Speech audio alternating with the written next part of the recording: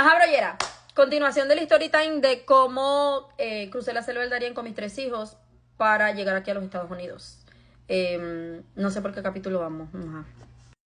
Bueno, como te seguía diciendo, algo que se me había pasado era el tramo más peligroso que pasé. Y para mí fue el más peligroso, el más peligroso, el más peligroso fue ese, que es donde literalmente tienes que pasar nada más con la puntica del pie, caminar como que ahí, como que una piedra que nada más puedes poner la punta del pie, poner la punta, ahí puede pasar de una persona en una persona. Pasa una persona, cuando llega al otro lado, pasa la otra y así.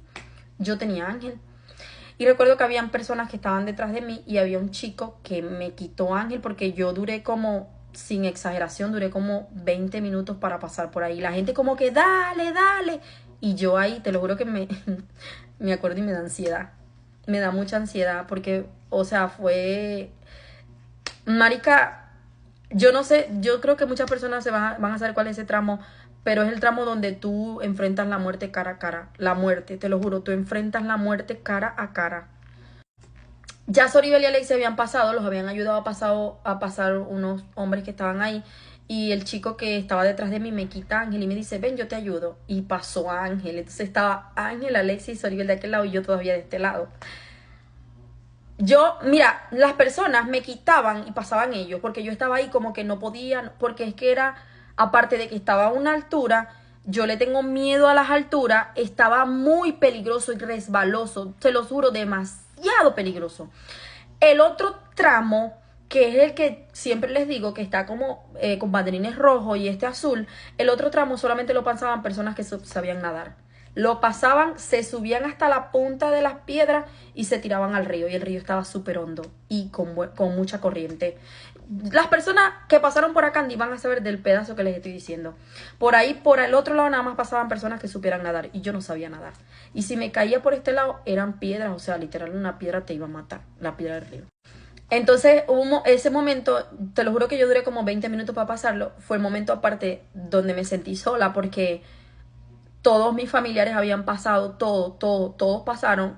No voy a decir que me dejaron sola, porque obviamente cada quien tenía también sus obligaciones, pero me sentí sola, o sea, sola. Mis hijos pasaron, me quitaron a Ángel, un muchacho me quitó a Ángel y pasó a Ángel, y yo literalmente quedé sola de este lado. Y recuerdo que estaban todos de aquel lado, todos, y solamente faltaba yo, gente, y yo no podía, yo se los juro que los nervios me ganaron. Ahí fue donde como que me detuve a pensar y dije, ¿será que esto vale la pena?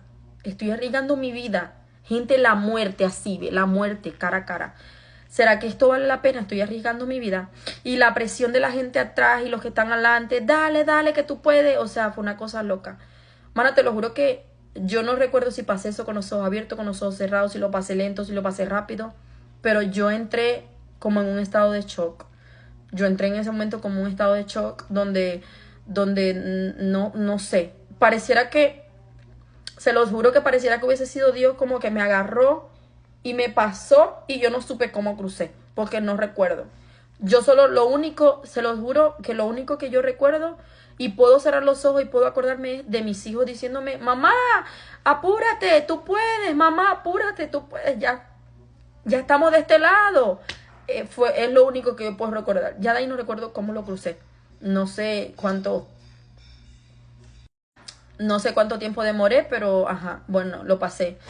Recuerdo que cuando lo pasé, lo primero que hice fue, estaban todos mis familiares ahí, les dije, chamo, me dejaron sola. Entré en estado de pánico y me dejaron sola. Me pude haber muerto, me pude haber caído ahí y ustedes todos cruzaron, nadie me ayudó, me dejaron sola, les dije. Bueno, después que pasamos, me acuerdo que habían unas piedras inmensas donde tú tenías que pasar, después que te bajabas de ahí, tenías que pasar por el medio del río, entre unas piedras. O sea, pero ya el río, tú te podías agarrar de unas piedras o subir por algunas piedras. Mana, el río te llegaba por aquí. Y tenía corriente. Bueno, no tenía tanta corriente, pero te podías agarrar. O sea, no estabas como cruzando el medio del río, sino que cruzabas como una parte donde era, mana, y te lo juro, qué río tan precioso. Qué río tan lindo tiene esa selva y a la vez tan peligroso. Bueno, ajá, eso fue una parte que se me olvidó contarles, no sé por qué, porque realmente fue una de las partes que más me traumó, se lo juro.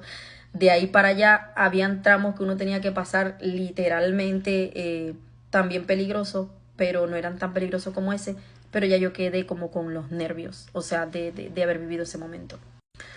Bueno, entonces, ajá, el cuarto día empezamos a caminar, el cuarto día no comimos nada, no teníamos comida, no teníamos absolutamente nada que comer y estábamos con la ilusión, el desespero, las ganas de llegar ese día a Bajo Chiquito porque literal no teníamos nada que comer y ya no queríamos estar más ahí.